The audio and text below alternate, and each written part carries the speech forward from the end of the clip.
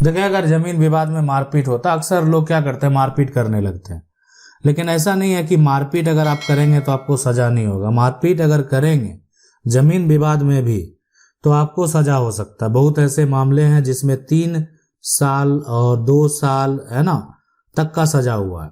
और वहां पर जो धारा लगाया गया, यानी वो धारा 325 में 3 साल तक का सजा, अगर मारपीट करते हैं जमीन विवाद में और वो मामला अगर कोर्ट में चला गया तो आप समझ लीजिए कि आपको जेल जाना पड़ सकता है। 324 में 2 साल तक का सजा, और धारा जो है 323 में वो यानी 6 महीना या 1 साल तक का सजा। तो यानी ये जो है ना, यह हो सकता है कि कोई आपको जुर्माना भी लगा दिया जाए, आर्थिक दंड है वो भी लगा दिया जाए। तो ऐसा नहीं है कि जमीन विवाद में अगर आप मारपीट करते हैं, मारपीट करेंगे, हो सकता है किसी का सर फट जाए तो और ऊपर धाराएं आपके ऊपर लगाए जा सकते हैं। तो जमीन विवाद अगर है तो पहला प्रयास करना चाहिए कि ठीक है, आपके जो मजिस्ट्रेट हैं आप उनके पास आवेदन कर सकते हैं, किसी प्रकार का विवाद होता है, ताकि मारपीट करने का नौबत नहीं है। आप आवेदन करेंगे, हो सकता है कि उस पर धारा 144 लगा दिया जाए। अगर उसका कोई प्रकार का उल्लंघन करेगा तो आगे हो सकता है कि उस पर 145 के तहत कार्रवाई भी किया जाए। लेकिन मारपीट जो है कोई विकल्प नहीं है। अगर आप मारपीट करेंगे तो हो सकता है किसी को तो चोट पहुंचना है, किसी को ज्यादा किसी को कम। और यानी सबसे बड़ी बात है कि जिसको ज्यादा चोट पहुंचेगा तो उसको अपेक्षा है ना कम चोट पहुंचने वाले को पर एक्शन ले लिया जाएगा। इसलिए कि अब मान लेते हैं आप ज्यादा मारपीट किए तब तो उसको ज्यादा चोट लग गया। लेकिन जो है जमीन विवाद में अगर आप मारपीट करेंगे और वो व्यक्ति अगर न्यायालय में जाएगा, मामला साबित होगा, तो आपको सजा हो सकता है। अब सवाल है कि सर हमारे जो है पास पूर्वज की जमीन है, दादा के टाइम से सबको परिवार जो है एक तरह से बंटवारा हो रखा है। सर हम अपने हिस्से जो है यानी कब्जा है, जो हमारी जमीन खाली थी उसमें भी अब हिस्सा जो है मांग रहे हैं, कागज में उनका हिस्सा निकल रहा है। अब हम क्या करें? हमारे कब्जा भी ले लिया है मारपीट कर, और पुलिस उनका जो है पक्ष रखती है, हमारी मदद करें। देखें, अगर जो कानूनी तरीका है, सबसे पहला काम आपको वही करना चाहिए। अगर आप अगर विकल्प की बात करें, देखिए कागज में अगर आपका हिस्सा एक तरह से निकल रहा है, ठीक है, कि आप मान लेते हैं कि आपकी जमीन खाली थी, है ना। अब कागज में कोई भी एक तरह से जो जमीन में किसी का भी हिस्सा निकले, जो कानून में क्या होगा, आपका निकले या आप जो आपके अगेंस्ट निकले। अब वो जो है मारपीट कर रहे हैं एक तरह से और कब्जा भी ले लिया है, लेकिन कानून में सभी का जो संपत्ति होगा कानूनी तौर पे, ठीक है, पहले आपका बंटवारा हो चुका है, जो भी हो चुका है, लेकिन आज भी अगर जो संपत्ति है और वो संपत्ति पूर्वज से प्राप्त है, आपने खरीदा तो नहीं है संपत्ति, आपको पूर्वज से प्राप्त है, तो अगर एक हिस्सेदार को संपत्ति जितना मिला उससे जो है अधिक आपको नहीं मिल सकता, उसके बराबर मिलेगा, है ना। अगर शेयर समान है, हिस्सा समान है, तो आपको जो हिस्सेदारी है वो भी बराबर मिलेगा और आपको वो स्वीकार करना होगा। आप अगर न्यायालय जाते हैं, कोर्ट में जाते हैं, तब भी जो फैसला होगा, यानी अगर संपत्ति जिसका निकलता है उसको कानूनी तरीके से दे दिया जाएगा। लेकिन मारपीट करना गलत है। अगर मारपीट करता है तो आप उस पर एक्शन ले सकते हैं कानूनी तौर पे। सवाल है कि सर हम 1992 में जमीन लिए थे, पुराने नक्शे में हमारा था, नया नक्शे में किसी और का बन गया हुआ, सिविल कोर्ट में केस कर दिए हैं, मकान भी हमारा है, हम बराबर जो है एक तरह से, देखें यहाँ पर 5 साल से जो है केस चल रहा है, उसकी जो है जानकारी चाहिए। देखें नया में किसी का बन गया ना तो वो मान नहीं होगा। मान लेते हैं नया में अगर कोई किसी भी व्यक्ति का हो गया, तो पुराना अगर एक तरह से आपका जो भी है जमीन जो पुराने नक्शे में हो या जो जहां पर भी हो, पुराना दस्तावेज जो है अगर आपके पास है और नया किसी और का हो गया है, तो नया का मान्यता कानून में नहीं होगा।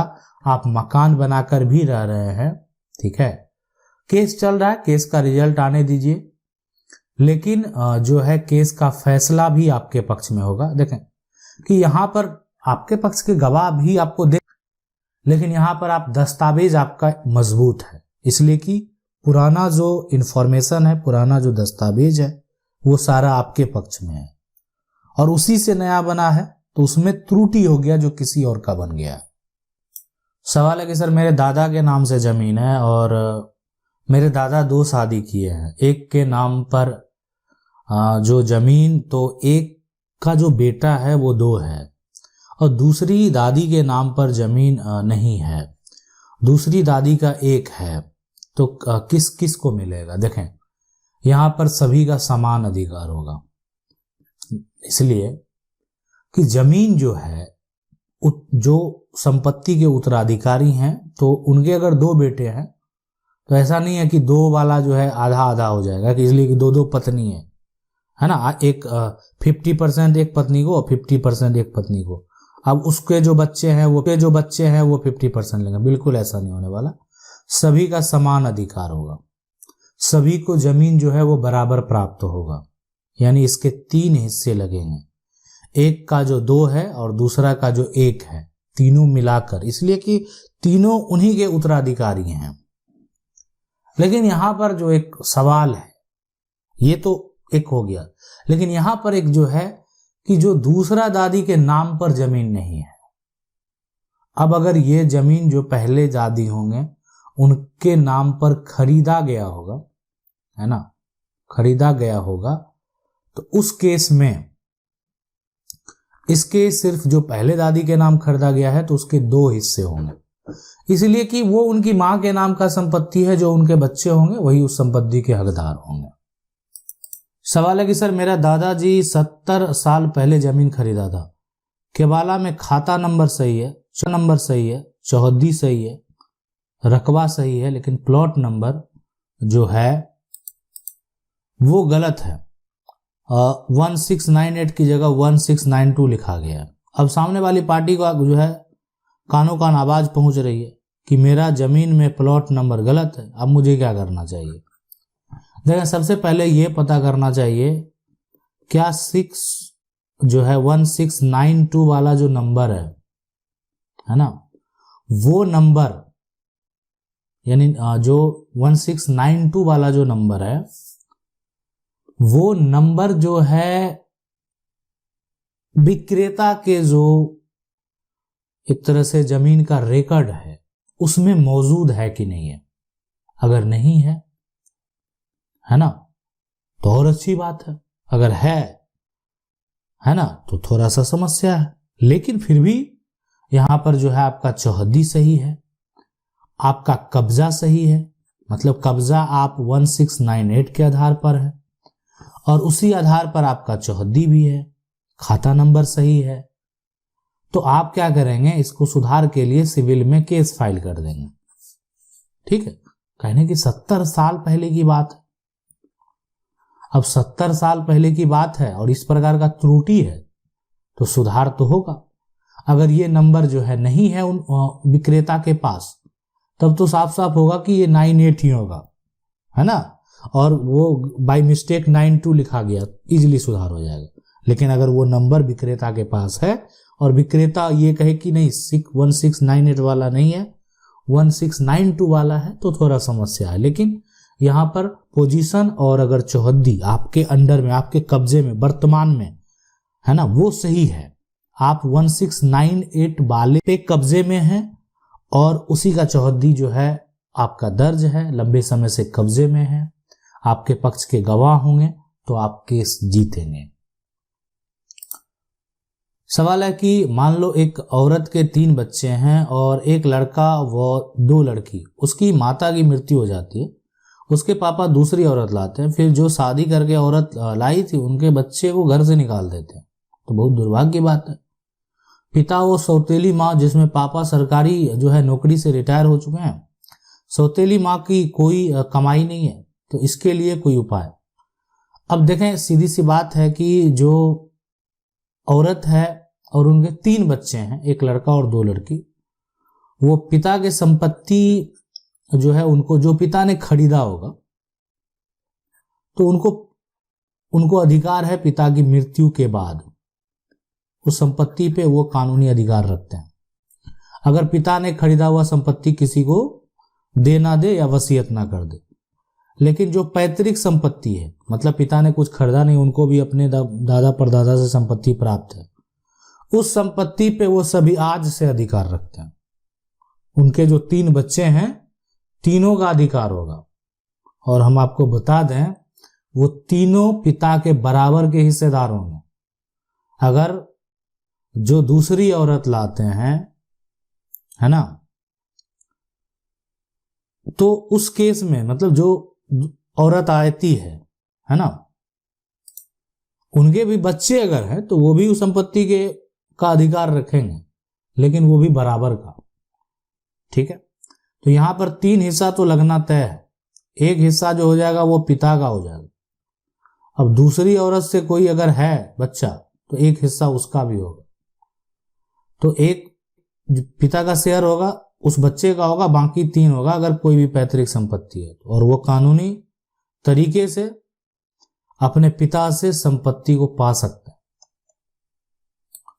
सवाल है, सर जमीन मेरे पापा के नाम से भी मुझे जो है नहीं दिया है, हम कोर्ट में पार्टीशन सूट जो है एक तरह से किए हैं, हासिल होगा? देखिए, पापा के नाम से संपत्ति है और आप चाहते हैं, है ना, बेटा हो चाहे बेटी हो, अगर पिता के नाम संपत्ति है, उस संपत्ति को आप पाना चाहते हैं तो पार्टीशन सूट अगर किए हैं तो आपको हक जो है कानूनी तरीके से प्राप्त होगा। आप अपना हक जो है वो कानूनी तरीके से प्राप्त कर सकते हैं। अगला सवाल है, थैंक्स सर, ये कह रहे हैं कि मेरे पास केवाला है, उर्दू में लिखा हुआ है, जिसमें कि 53 डिसमिल जमीन है, पुराना रसीद भी 53 डिसमिल का है, मगर सर नया नक्शा खतियान दोनों में 46 डिसमिल कर दिया है। बाकी 7 डिसमिल जो है कहाँ नाला में कर दिया है सर? क्योंकि जो है एक तरह से जो उनका चौहद्दी में पूर्व साइड में जो है यहाँ पर, तो अभी जो सर्वे हो रहा है उसमें फिर से जो है वो सही होगा। हमको डीएम के पास एप्लीकेशन देना होगा। बिल्कुल, आप चाहे तो जो जिला कलेक्टर है उनके पास इस प्रकार का आवेदन दे सकते हैं, इसलिए कि आपके पास जो भी केवाला है और वो आप अगर उस केवाला के अकॉर्डिंग अगर रसीद आपके पास है ना, और उसके बाद अगर मान लेते हैं कि जो नया नक्शा बना है तो नया में अगर वो कम है तो अभी तो उसी नया को देखा जाएगा। तो देखें, आप अगर ये एक प्रयास तो आप कर सकते हैं जिला कलेक्टर के पास, लेकिन हो सकता है कि अगर वहां से हल नहीं निकले, इसलिए नक्शे में भी सुधार करना है, तो हो सकता है कि वहां से भी हो जाए। अगर वहां से हल, तब आप सिविल कोर्ट चले जाएंगे, सिविल कोर्ट के किसी सिविल लॉयर से संपर्क कर लेंगे और वहां पर केस फाइल करेंगे, आपके पक्ष में डिग्री होगा और उस डिग्री के आधार पर फिर नया सर्वे में फिर आपके नाम से जो जितना आपका है वो पूरा आपका कवर होगा। आशा करते हैं वीडियो अच्छा लगा होगा। वीडियो को लाइक जरूर कर दें, चैनल को पहली बार देखना सब्सक्राइब करके जो बेल आइकन है उसको जरूर दबा लें। मिलते हैं अगले वीडियो में, तब तक के लिए जय हिंद।